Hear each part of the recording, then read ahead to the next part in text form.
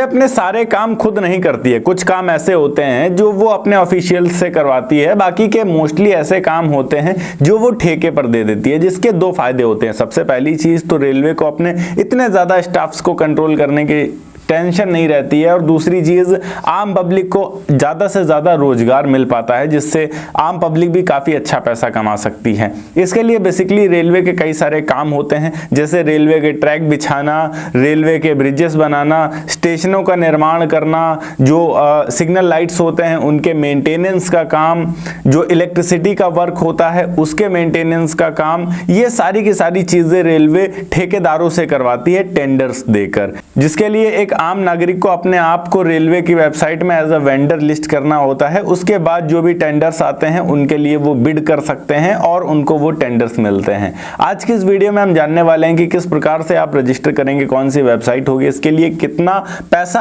आपके पास होना चाहिए पहले, और इससे आप कितनी कमाई कर सकते हैं, काम कैसे मिलता है, A to Z चीजें। तो इस वीडियो को अंत तक जरूर देखिएगा अगर आप रेलवे का ठेकेदार बनना चाहते हैं। हेलो एंड वेलकम फ्रेंड्स, मेरा नाम है अनूप सिंह और आप देख रहे हैं आपका अपना YouTube channel. So let's get started. सबसे पहली चीज यहाँ पर, अगर आप रेलवे का टेंडर लेना चाहते हैं तो कम से कम आप 10वीं पास होने चाहिए, और दूसरी चीज यहाँ पर अगर आपके पास डिग्री है किसी प्रकार की इंजीनियरिंग की, जिसमें सिविल इंजीनियरिंग की डिग्री सबसे ज्यादा मायने रखती है, तो आपको काम और ज्यादा जल्दी मिल जाता है, चांस बढ़ जाते हैं। इसके अलावा यहाँ अगर हम बात करें तो अगर अनुभव है आपके पास तो अनुभव के तौर पर भी आपको काफी जल्दी काम मिल जाता है। तो यहाँ सबसे बेस्ट तरीका यह है कि अगर कोई ऐसा व्यक्ति है जो रेलवे का टेंडर ले रहा है पहले से, तो आप उसके साथ में कुछ समय काम कर सकते हैं। अगर आप उसके साथ में कुछ समय काम करेंगे तो आपको काफी अच्छा खासा एक्सपीरियंस गेन हो जाएगा। रेलवे में बहुत सारे काम होते हैं, जैसे एसी कोचेस के जो कपड़े होते हैं, चादर होते हैं, बेडशीट्स होते हैं, उनकी धुलाई का ही टेंडर मिल जाए तो उसमें आप काफी अच्छा कमा पाएंगे। पेंट्री का ही टेंडर मिल जाए, काफी अच्छा कमा पाएंगे। किसी स्टेशन पर अगर कोई शॉप का ही टेंडर आपको मिल जाता है तो उसमें भी अर्निंग काफी अच्छी होती है। बाकी कंस्ट्रक्शन वर्क्स में अगर मिलता है, लाइक रेलवे का स्टेशन बनाना है या फिर पटरी बिछानी है या ब्रिज बनाना है, तो इन सब में तो और ज्यादा अंधी कमाई होती है भाई। पर इन सब चीजों को आपको सीखना पड़ेगा सबसे पहले, तभी आप इसमें घुस पाएंगे। अब हम रेलवे में अपने आप को रजिस्टर कैसे कर सकें। देखिए, रेलवे के 4 पार्ट हैं, आपको पता होगा, eastern railway, western railway, northern railway और साउथर्न रेलवे। ये चारों पार्ट्स के अलग अलग जोन है, डिवीजन है। अपने डिवीजन में आपको जहां पर भी आप टेंडर लेना चाह रहे हैं, जहां पर भी तगड़ा काम आपको लग रहा है, अपने डिवीजन में आपको रजिस्टर करना होगा अपने आप को। रजिस्टर करने के लिए कुछ बेसिक चीजें चाहिए, जैसे सबसे पहली चीज GST रजिस्ट्रेशन आपके पास होना चाहिए, और इसके अलावा पैन कार्ड होना चाहिए। अगर आपकी फर्म है तो आप उसके भी डॉक्यूमेंट्स दे सकते हैं, जैसे प्रोप्राइटरशिप, पार्टनरशिप या फिर प्राइवेट फर्म आपकी है तो उसके भी डॉक्यूमेंट्स होने चाहिए आपके पास। अगर फर्म नहीं है तो इट्स ओके, कोई बात नहीं। अगर आपका कोई पास्ट एक्सपीरियंस हो तो उसको जरूर ऐड करिए, जिससे आपको काम और ज्यादा जल्दी मिलता है। अगर फाइनेंशियल डॉक्यूमेंट्स है तो वो जरूर रखिए, जैसे ITR वगैरह फाइल करते हैं आप तो। इसके अलावा बैंक सॉल्वेंसी सर्टिफिकेट महत्वपूर्ण होता है। इसके अलावा EPF और ESI रजिस्ट्रेशन, अगर आप जो भी काम करेंगे आपके पास मजदूरों की संख्या अधिक रहती है तो 2 वेबसाइट्स के तहत ये रजिस्ट्रेशन होते हैं, पहला IREPF और दूसरा इंडियन रेलवेज। दोनों के लिंक मैं डिस्क्रिप्शन में दे दूंगा और पूरी की पूरी डिटेल भी दे दूंगा कि कैसे कैसे रजिस्ट्रेशन करना है और क्या क्या इंपॉर्टेंट चीजें होती हैं इसमें।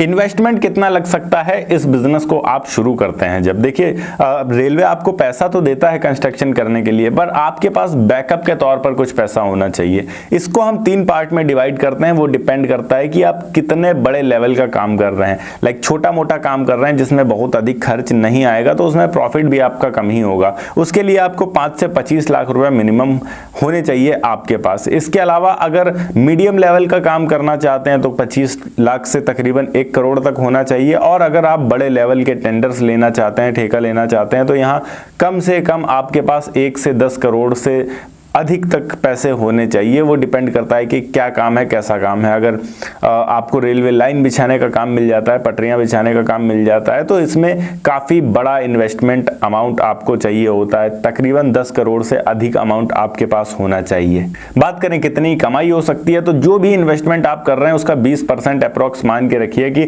कमाई होगी। यहाँ पर अगर कोई कॉन्ट्रैक्ट आपको 10 करोड़ का मिलता है तो आप उसमें आसानी से 2 करोड़ तक कमा पाएंगे। एक सफल कॉन्ट्रैक्ट कॉन्ट्रैक्टर सालाना लगभग डिपेंड करता है कि वो कितने बड़े लेवल का काम लेता है, but on an average 50 lakh से लेकर 5 करोड़ रुपए तक सालाना बचा लेता है। टेंडर मिलता कैसे है? तो सबसे पहले आपको IREPF की वेबसाइट पर जाना होगा, टेंडर नोटिस देखना होगा, अपनी कैटेगरी चुननी होगी। यहाँ पर grade A, grade B, grade C type रहता है। जिस भी लेवल का आप अपने आप को वेंडर रजिस्टर किए हैं, कॉन्ट्रैक्ट आपको उसी हिसाब से मिलेंगे। आप अपनी कैटेगरी के कॉन्ट्रैक्ट्स देखिए, जो भी आपको सही लगे वहां पर आप बिड करिए। अगर आप विन करते हैं तो आपको मिल जाएगा। अब आप कहेंगे इतनी बड़ी बड़ी कंस्ट्रक्शन कंपनियां ऑलरेडी मार्केट में चल रही हैं, तो रेलवे हमें ही क्यों देगा?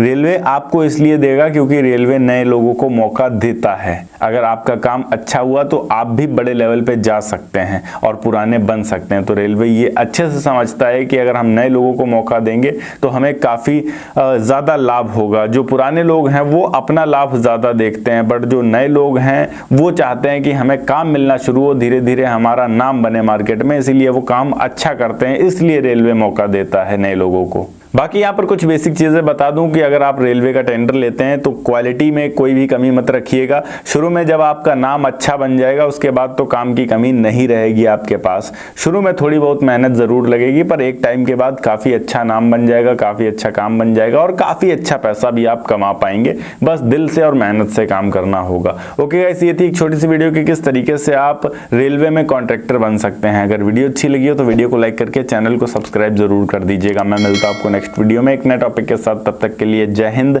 वंदे मातरम।